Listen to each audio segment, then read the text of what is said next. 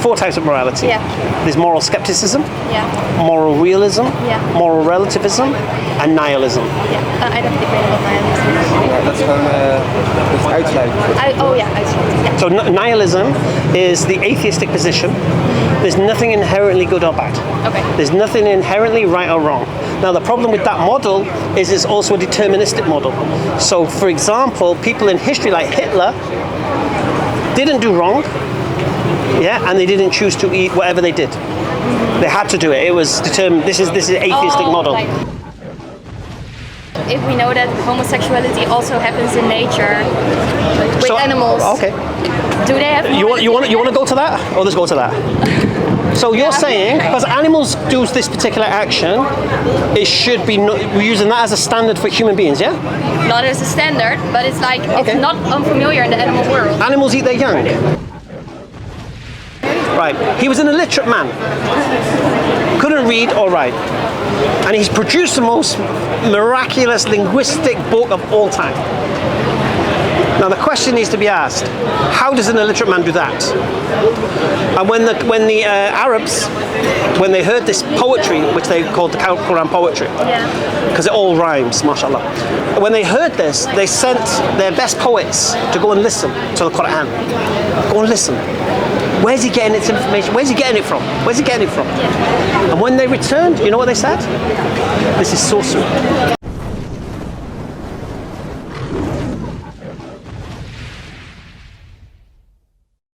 Sorry, everything is contingent. Yeah. Everything is contingent upon something else. By contingent, I mean it doesn't have to be the way it is, and it relies on something else and needs an explanation for its existence. Yeah.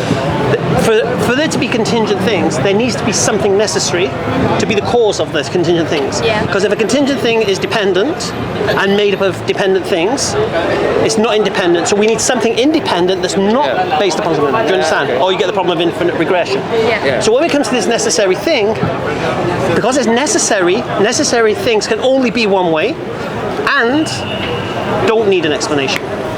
Yeah, so there has to be something. There has to be something. So the question we need to ask, what is that something? Yeah. That's where we have to start. Yeah. Okay. So right now, where are you guys from? The Netherlands. The Netherlands. Okay, Yeah. mashallah. I'm from the UK. Yeah. Yeah. I'm just visiting here. So right now, what do you believe?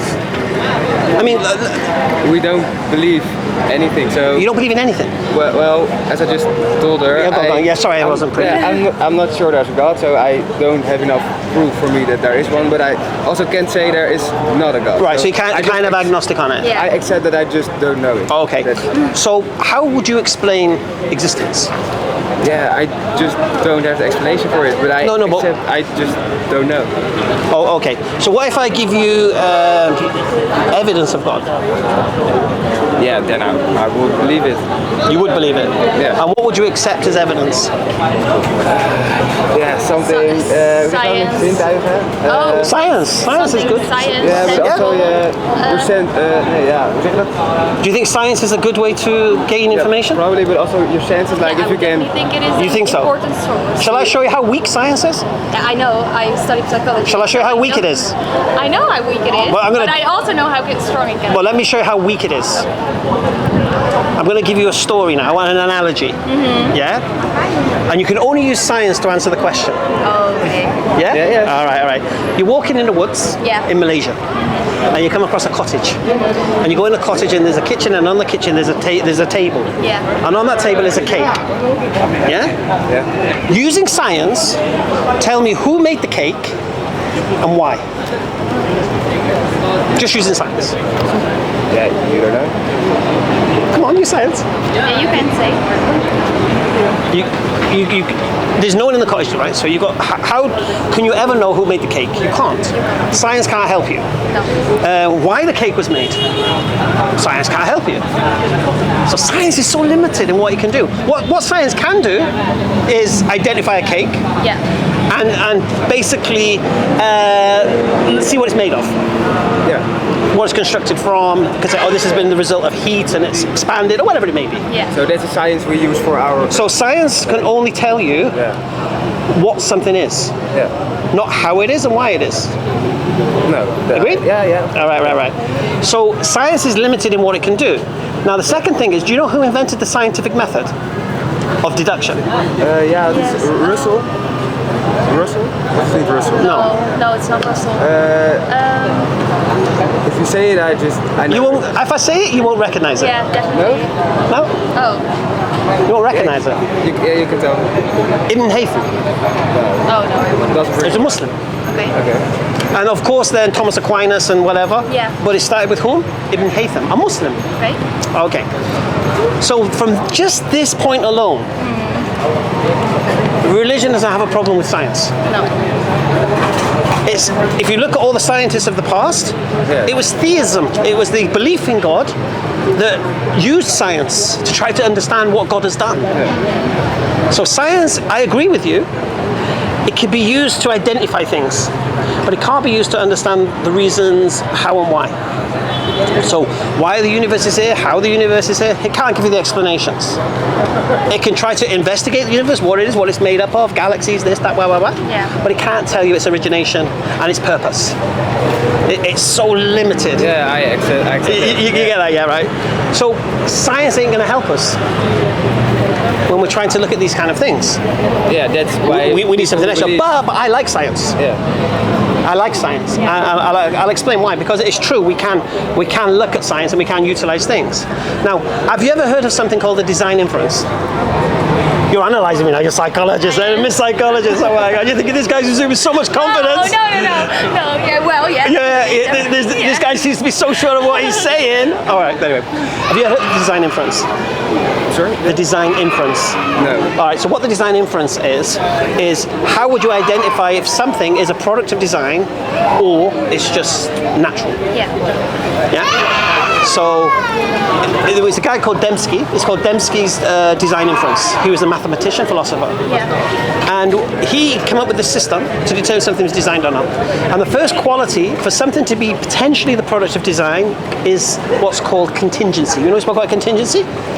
Ja, continuïteit of Yeah. zo. So contingency, you know what, sometimes you're going to do something, say we've got a contingency plan, so if Yeah. this doesn't work, we're going to do this instead? Yeah. Okay. So what contingency means, it doesn't have to be this way, it could be another way. Yeah. Or it's not a result of natural regularity. So these are the two things we look at. So for example, you're walking in the beach, you see these glasses. Just for example, we're going to use Dempsey's design inference on these glasses. Could these glasses have been another way? Did they have to be this way? Did they have to be black? Could they have been red? Could they have been No. star-shaped? They could. Yeah. They could have been anything. Yeah. It just so happens they're this way. Yeah. Okay. So using the Dempsey's design inference, it passes test number one. It's contingent. Okay. Test number two, is it complex? So we look at it now again. We're like, yeah, it looks a combination of different materials, seem to be molded, seems to have these little things here that seem to protect some, yeah? Yeah. So you say, yeah, it's pretty complex. You're not expecting that going to form itself on a beach, agreed? So this ticks the box of design inference number two. Third test is it specific to a purpose?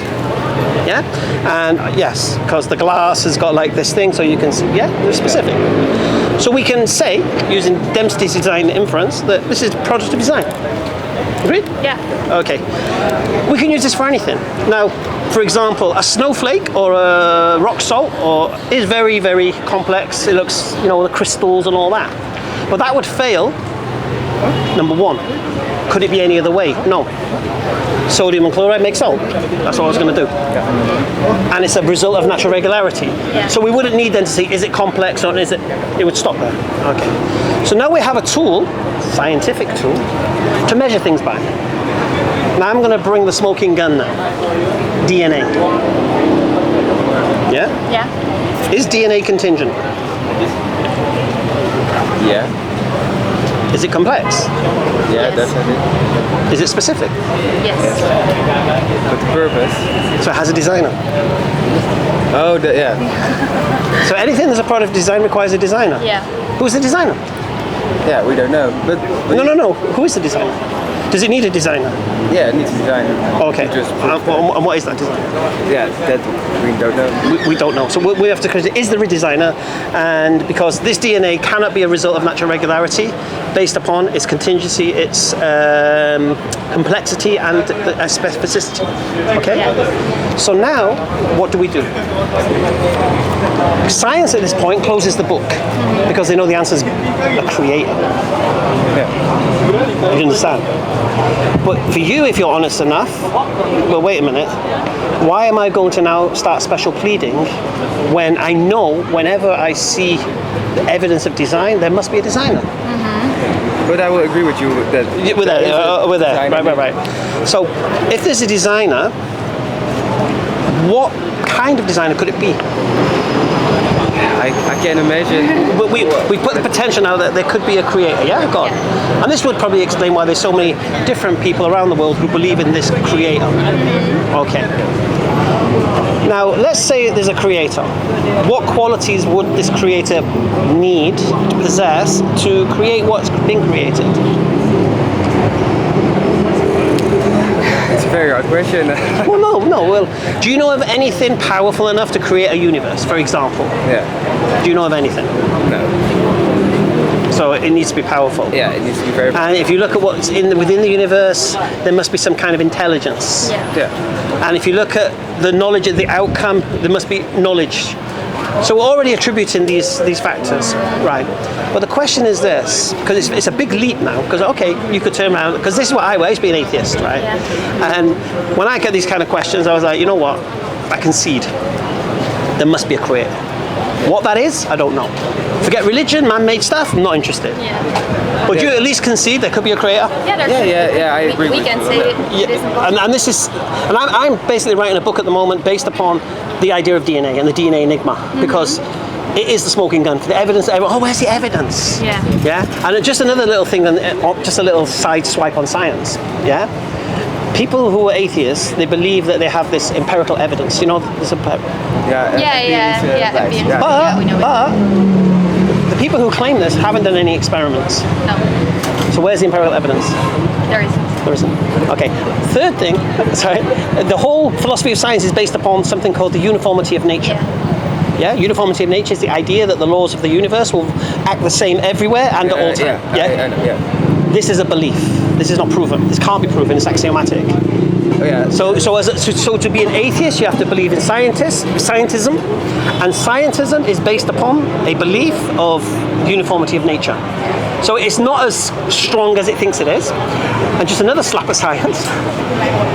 Science, philosophy of science says you cannot discover absolutes using science. Yeah, you can only discover the best explanation today, which could be refuted tomorrow. Yeah. Just as a steady state universe was replaced with an expanding universe, a further discovery. So what was known in science at one point as truth or reality ceased to be. Yeah. Newtonian physics being replaced by Einstein physics. Yeah. Okay, so this is what happened. Anyway, all right. So we've got this idea now. Now the question I have to ask is this: if there is a creator, would you agree that it would be the source of supreme guidance and objective morality? Mag ik eerlijk nee zeggen? Wat was de vraag? Nou, dat...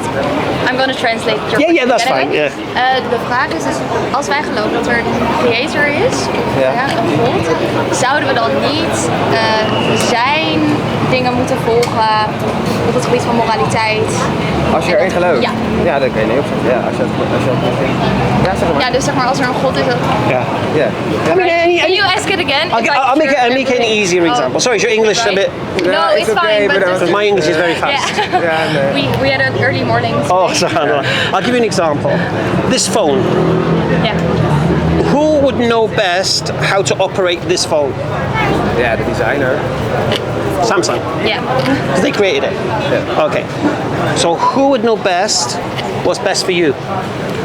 Probably the creator, but yeah. No, we haven't. We don't get me wrong. We've. It's only a potential here at the moment. Yeah. But if that creator exists, it would be the source of supreme guidance because it created us. Yeah. Agreed? Yeah. Okay, alhamdulillah. And the source of objective morality. So it would be the thing that would know what is right and wrong for us. Possibly. Yeah. Possibly. Well, there's only 4 types of morality we can do. You know that, don't you? The more, The 4 types. Yeah. Do you know the 4 types? I think so. Go on, let's see. Oh, is het nou in het... Ik weet het niet. Het Weet je het Nederlands? Wat het is? Ja, misschien dat ik het Engels. All right, I won't put you on the spot, don't worry. There's 4 types of morality. Yeah. There's moral skepticism, Ja. moral realism, Yeah. moral relativism, and nihilism. Ja. Ik weet niet wat nihilism is. Ja, dat is gewoon dat is uitsluiten. Oh ja, uitsluiting. Ja. So nihilism is the atheistic position. There's nothing inherently good or bad. Okay. There's nothing inherently right or wrong. Now the problem with that model is it's also a deterministic model. So for example, people in history like Hitler didn't do wrong, yeah, and they didn't choose to eat whatever they did. They had to do it. It was determined. This is atheistic model right. because we're all bacteria. We're all just chain reacting. No, there's nothing directing, and so there's no free will, and nothing's wrong or right. This is nihilism. Yeah. This is disgusting philosophy. Then your moral relativism, which is more reasonable. So what moral relativism is morality will be based on your culture and society of the day. That will decide what's right and wrong. Yeah. Moral skepticism is when you don't know what's right and what's wrong, or you can't be sure of what could be right and what could be wrong. And then moral realism is the idea of objective morality, that what's right and what's wrong Yeah. will equate everywhere. Yeah. Whether you're in Malaysia, whether you're in Netherlands, whether in the UK, whether in the US, Yeah. the standard is the same. Okay. Yeah. Okay. If God created us, Yeah. his standard of morality Yeah. would be objective morality. Okay. Our morality, moral relativism, skepticism and such, is all subjective, Yeah. based upon how we feel. Whereas objective morality, like it or not, it is what it is. Yeah. So do you agree that this creator would be the source of objective morality and supreme guidance? If we agree with that. If you agreed with that. If you agreed the creator exists and he's the one who created everything, including us, then he would the one that would know what makes us tick. He would be the one that knows what's good for us, what's bad for us, Ja, toch? what's right and what's wrong. Maar jij bent het niet mee. Zeg maar Ik uit. weet het niet. Nee, want ik kon het ook niet uit. If you disagree, I don't mind, you can disagree, No, but I'm going to no. question why you disagree. Yeah, and That's the I don't problem. know- yeah, I want to express myself well, but Come on. You study psychology, so I know. yeah, but I just feel like we're so different that it wouldn't be possible that there's one thing. In what out there sense? In what sense? that could Okay, I'll make it easy. Is it right to kill and eat your baby? no. Right, everyone would agree. Yeah. There you go. Yeah. So, what is it you think? Why do you not think God would know what's good, right, or wrong for everyone? Well, it's not like the big things like killing someone. Okay, give me an example of something else then. I think in some ways there is a Give me an example. Give me an example. morality, and in some ways Give me an example where a universal morality wouldn't work. A universal one. Well, that's what objective morality is. Yeah. Okay. All the universal ones because. No. Yeah, Forget okay, the yeah. Forget the known universal Yeah, ones today. I'm yeah, talking about okay. all morality. Yeah. Okay. Yeah. So when something's wrong, it's wrong. So for example, this is maybe not the greatest example because sometimes this will get the backs of people who are not believers. Yeah. Drinking alcohol is wrong, and it should be wrong everywhere, Right. right? And that's what the Creator says. Yeah. And the reason the Creator says that because you can see the results of alcohol. Yeah. You can see the result of alcohol dependency, Yeah. drunk drivers, Yeah. the liver damage, the breakup of family. All of this kind of stuff is a result of alcohol. People lose their minds. All of these things. Yeah, I get it. But is it like the same with all unhealthy behavior? Is it with junk food? No, because alcohol changes the state of mind. So you're not the same person.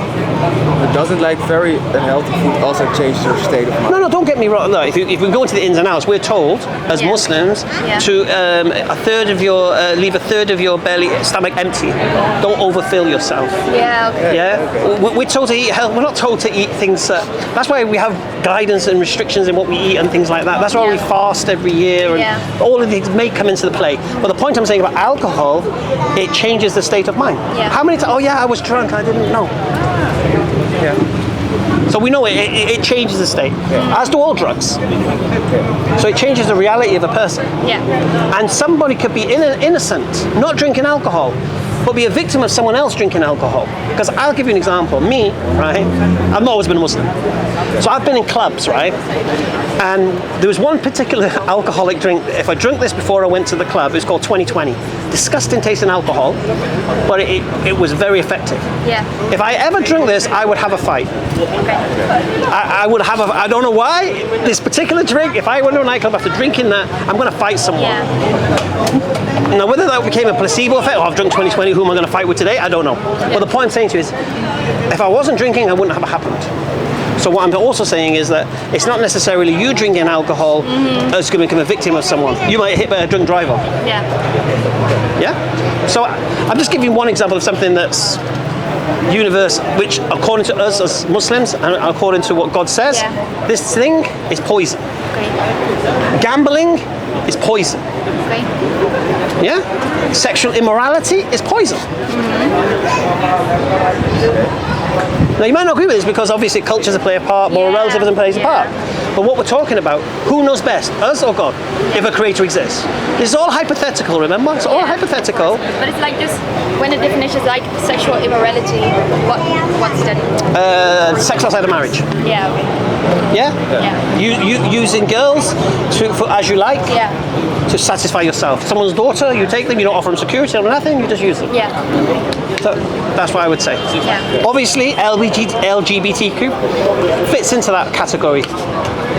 Yeah. It does. Yeah. No, For you. No. Not for Okay, if we had this conversation 50 years ago, you'd agree with me. Remember moral relativism? Times have changed. Moral relativism. Okay, that's what I'm saying to you. So moral relativism doesn't work because Hitler's Germany had moral relativism, and they thought it was okay to go kill all the Jews based upon moral relativism. Yeah, but still, if we know that homosexuality also happens in nature with animals, Okay. do they have? You want to go to that, or let's go to that.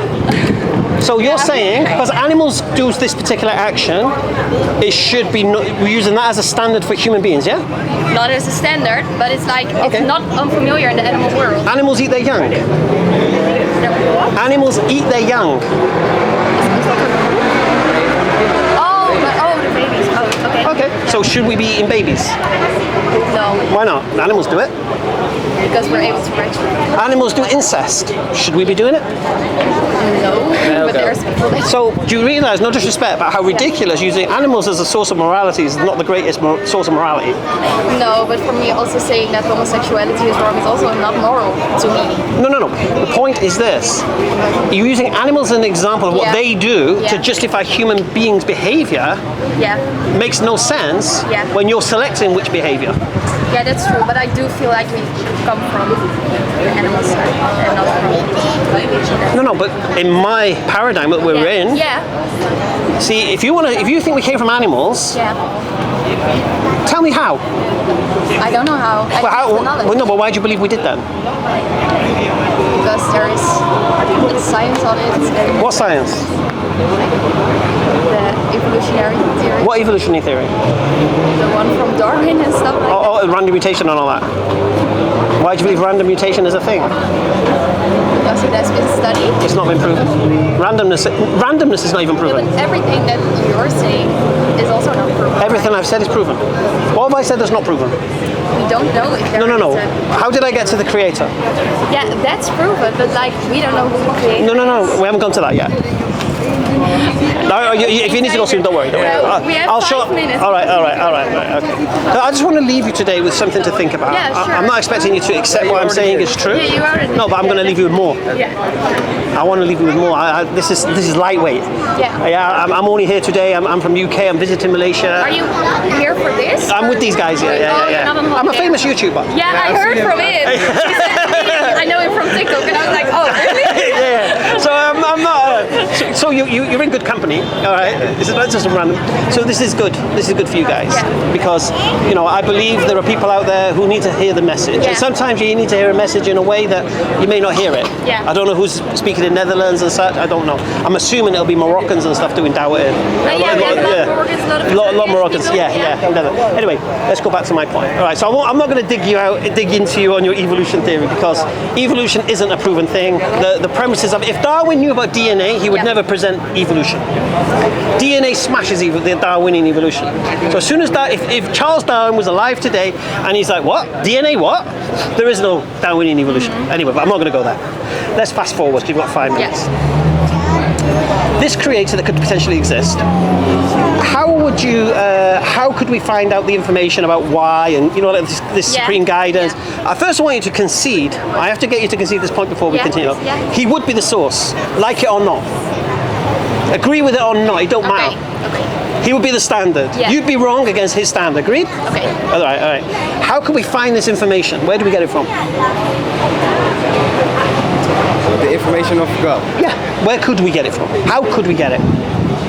From people bringing it to each other, or from a group, for example. The only way we could get this information is if the God revealed the information. Yeah, that's what I mean. Yeah? Revealed the information. Yeah. There's no other way. No. So we don't assume these things. We're seeking revelation. Okay. Now God has chosen, from history what we've seen, men amongst us to be messengers of His. And throughout history you'll see many, many messengers making the claim that they're sent by God. Yeah. Now at this point, what should you guys be doing? If we knew it. Now, if you hear this, that this God, there's people claiming to be messengers of this God, I probably wouldn't- listening. you should be excited a little bit. Thinking, really? Yeah. The one who created everything has sent us guidance and tried to help us and show us what's right and what's wrong to benefit us in this life? Really? How?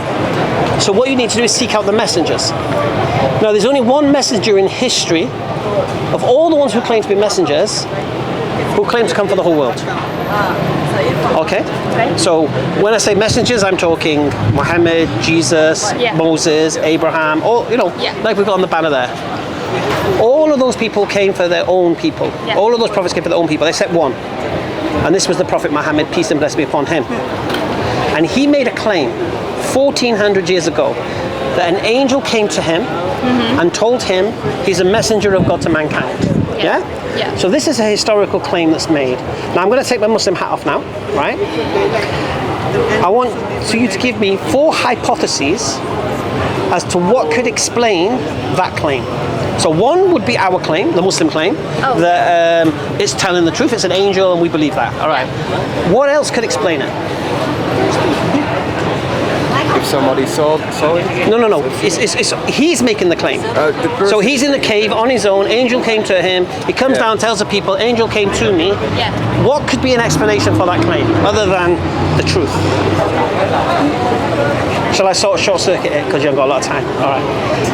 I'll give you the claim of the Christian and the 2 claims of the atheist. All right? So the first claim of the Christian is what? Satan pretended to be an angel. No, this is the claim. Oh, I've never heard that. This is the Christian claim. Okay. And that he came to Muhammad pretending to be an angel, tricking Muhammad, peace and blessing upon him, into thinking he was a messenger of God. Okay. And revealing the Quran through Muhammad. Okay. And Muhammad thinking this is God's word and it's the devil's word. Okay. This is the Christian claim. Yeah. It's ridiculous. Anyway. Satan telling Muhammad to go to people worshipping idols and statues and false gods, to stop doing that and to worship God and to curse Satan. This is Christians, though, they're deluded. Anyway, but the 2 atheists, because you're atheist, you're an atheist. I am. Evolution. All right, anyway, the 2 atheist claims are this. And you'll know this as a psychologist, so I think you'll dismiss this one. Okay. I think you'll help me I think you'll help him not accept this one. Okay, let's see how good your psychology is. All right. He was suffering from mental illness because angels don't exist. This is an atheist claim. So angels don't exist. So anyone who claims an angel spoke to him and hearing voices, he's suffering from schizophrenia or some mental illness. All right? Could that be an explanation? No. Why not? Because we all, at some different level, see things that aren't here, and we have like different. How do you say it? You're not schizophrenic when you imagine. But let's reverse it a little bit. Yeah. A schizophrenic. Yeah. What is the symptoms? It's like dissociation, derealization, things like that. Paranoia. Yeah? So these are the 3 things we need to look at. So the first thing we look, what's his character? Even from his enemies, he was known as what? The trusted one. Okay. Yeah, it's not whoa. familiar for me. So. Yeah. No, these are sorry, these I are don't things for know. you to check. Yeah. Because this is what I want you to fact check Yeah. and then question yourselves. So because I'm not expecting you to believe this, but I'm telling you this is true. Okay. I want you to go away and check this and go flipping heck, it was true. Where does that leave us? You get me? Yeah. Anyway, so he was known as a trusted one, Alamin. When people used to travel, they used to leave their belongings with him, knowing he wouldn't steal them. Okay, first thing. Second thing, he was married to the richest woman in Mecca. His uncles were custodians of the city. Yeah. He had no need to gain riches or status because he already had it. Not only that, when he started to call the people away from these false idols to worship the one God, they offered him whatever he wanted to stop. And he didn't. Okay.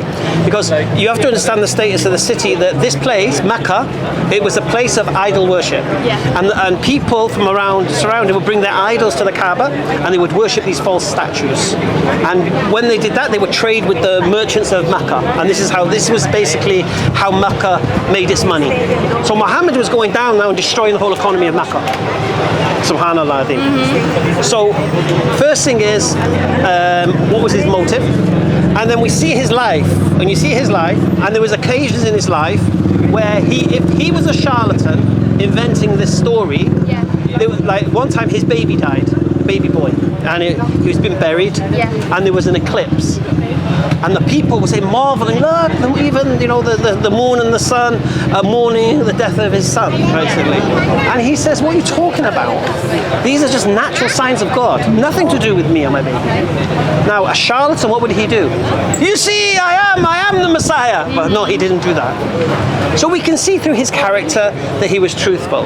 We can see we didn't have his motive. And even if he had motive, the suffering that took place for him and the people who followed him, they were actually exiled into the desert to die.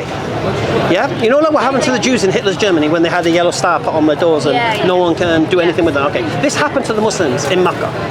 They were persecuted. You couldn't marry your daughters to them. Merchants couldn't trade with them. They were put in the desert to die of hunger and thirst. That was what they were going to get rid of them. Okay. And then another city came and invited them to come and him to be the leader of that city, which was Medina. Okay, but that's another story. But so if you look at the suffering and persecution that occurred because of this lie, you start to question motive, right? Then when he's victorious, he doesn't go and take revenge on all his enemies. Yeah, he doesn't live in a grand palace. Yeah, with servants and people used to come and visit the Prophet. They didn't know who he was when he was sat with his companions. He didn't have guards. This was not the signs of a man who'd done this for worldly pleasure. No. Okay, this is the first one. Second question. The third point was, did he have the capacity to do what he's accused of doing? Yeah. Right. He was an illiterate man. Couldn't read or write. And he's produced the most miraculous linguistic book of all time. Now the question needs to be asked, how does an illiterate man do that? And when the Arabs, when they heard this poetry, which they called the Quran poetry, because it all rhymes, mashallah. When they heard this, they sent their best poets to go and listen to the Quran. Go and listen. Where's he getting its information? Where's he getting it from? Where's he getting it from? And when they returned, you know what they said? This is sorcery. Now, why would Arab poets who know poetry go listen to the Quran and conclude it's poetry? It's sorcery.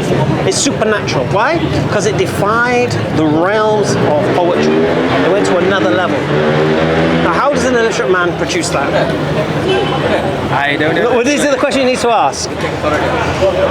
So, would you agree with me? If what I've just said to you, I'm not asking you to accept it's true, but if what I've said to you is true, do you think he's still a liar? Could he be a liar? No, then he couldn't be. No, he probably wouldn't be a liar. Yeah. Wait for the atheist. No, he probably wouldn't. No, he couldn't be. Yeah. Impossible. So he couldn't be a liar, couldn't be crazy, couldn't be deceived. So what could he be? Or what is he? Telling the truth. Okay. And it just so happens that the teachings of Islam prohibit all the poisons that are destroying every society of the world today. I know you don't think sexual immorality to the LGBT is a problem, yeah? But you'll see it's going to get worse and worse. Yeah, and you can see the people pushing back and teaching 5 and 6 year old kids in school, showing naked pictures of this. You think this is right? No, I don't think it's No, it's not right. But there is some nuance to it. But it's too deep to get into that. Not like. Oh no, I can demolish the whole LGBT collect. I don't want to do that to you right now. You don't I don't have the time. We're never gonna. We could because I'll ask you. Okay, why do you think it's all right? Why it's okay? Yeah, why is it okay for 2 men to do what they do? Why? Because they don't harm anyone. So harm. Yeah. So if they don't harm anyone, it's okay. Well, if it both makes them both happy. So if it makes them happy and they're not harming anybody else, it's okay. No, I don't see the problem. Fantastic. Can a brother have sex with his brother? Is that a problem? Yeah. Whoa! Who are they harming? Huh? They're not harming anyone, are they? No, not really. They're not harming anyone. What else did we say? What was the other condition? Not harming anyone and Being happy. and they're happy. Was that a problem? Yeah, no. Then you would say. Oh no! Don't go there! Don't go there! Don't just agree just because you know it's not right. No, it's not right. It's wrong. But for me, Okay. brothers having sex is not the same as two different. Why? What's the difference? guys. Because they're not related. Why does that matter? You're an atheist. Why does it matter? You're animals. Why does it matter? Because we have some moral. Right, well, no. In your atheistic world now, nihilism, no good, no bad. Well, I'm not someone who has. Can't be an good or atheist. No good bad. You can't. Well, then you can't be an atheist because that's the Okay, preposition. then I'm not an atheist. Oh, beautiful. Okay. Why is it wrong? When family. When brother and brother. Because you're a family. You're No, why is that wrong though? Why is it wrong? Because you share DNA. What does that matter? You're not going to impregnate your brother. Why is it wrong? Yeah, that is my answer. No. I want to know why it's wrong. The only reason it's right and wrong is social construct. That's it. Society says it's all right. It's all right. If it's not all right, it's not all right. You're agreeing with society today because that's what society today says. You wouldn't agree with it 50 years ago. If I asked you the same question about homosexuality 50 years ago, you wouldn't agree with it. Okay. It was illegal. Yeah, it was illegal. That kind of intercourse was illegal with your wife. I don't know if it's the same in the Netherlands, but in the UK, you couldn't even do that to your wife. You know that? Oh yeah. Backdoor stuff. Yeah. Sorry. You couldn't do that with your wife. It was illegal. Okay, now it's all gravy. So the point I'm trying to make to you is this. I'm going to make it even horrible for you now. Yeah. Is it okay for a man to have relations with a dead body? No. Why? Because Where's the harm? A dead body can't give consent. Well, it's just a piece of meat. You're an atheist. Yep. No, I'm not. You are. You are. You paid me to be. It's just a piece of meat. It's just a piece of. Do you believe in a soul? A soul? Yeah, I do believe in a soul. Oh, that's fantastic. So, if that dead body consents, if that person consents before they die, that here's my consent that when I'm dead, this guy can use my body. Yeah. Is it wrong? If they said it's fine? Yeah. It's horrible, isn't it? Because you're about to say necrophilia is all right. For me, it is disgusting. No. I'm not sure whether it's disgusting. I say, is it right or wrong? Because your parameters. Right. Feelings don't care. Facts don't care about feelings. Yeah. Okay. You give 2 criteria for something to be right or wrong. They're not harming anyone. No, I agree. It's horrible, isn't it? So this is what happens. You see, if you're going to use a principle, it's going to apply everywhere. Yeah. And then you soon realize, well, actually, maybe I'm wrong. Maybe I am only agreeing because at the moment society is saying that thing. Mm-hmm. Do you know in Denmark you could pay to rape animals? I didn't know that. You can pay to rape? To rape animals? It stopped, I think, 2 years ago, if I'm not wrong. Before COVID, I think it stopped. I've never heard that In Denmark, animals would be tied up and you could pay to have sex with them. I'm gonna search this when Search it out. Search it out. People used to travel from Germany and all these places. You need to go there, yeah? Sorry. Well, just finish, just quickly. Then you can finish. Is that right? Just very quickly. All right. So, all I want to leave you with is if what I've said to you today is true, then you have to concede Islam is true. Agreed or not? If what I've said is true. Yeah. I agree. Yeah. All right. Do you mind giving me your contact details so we can have a conversation, email or something? Yeah, that's okay. Is that okay with you? You know, I'm asking for your phone number. I'm not going to bring it 3 in the morning or anything like that. Yeah, because what I want you to do, I want you to push back. Yeah. I want you to challenge what I've said. Yeah, it's like we're not really trained enough to really challenge. Yeah, that's what I'm saying. Yeah. We need to do some research first. This is what I want from you. But see, what I want from you to do is I want you to go away and test everything I've said to you. Yeah. Has this been recorded? It has been recorded. Oh, okay, inshallah. All right. Mag je ook wel zeggen. So I'm gonna let me write your email down. Has someone got a pen? Oh, you got a pen, haven't you? TJ's my man. TJ's my pen guy. Feel like this one?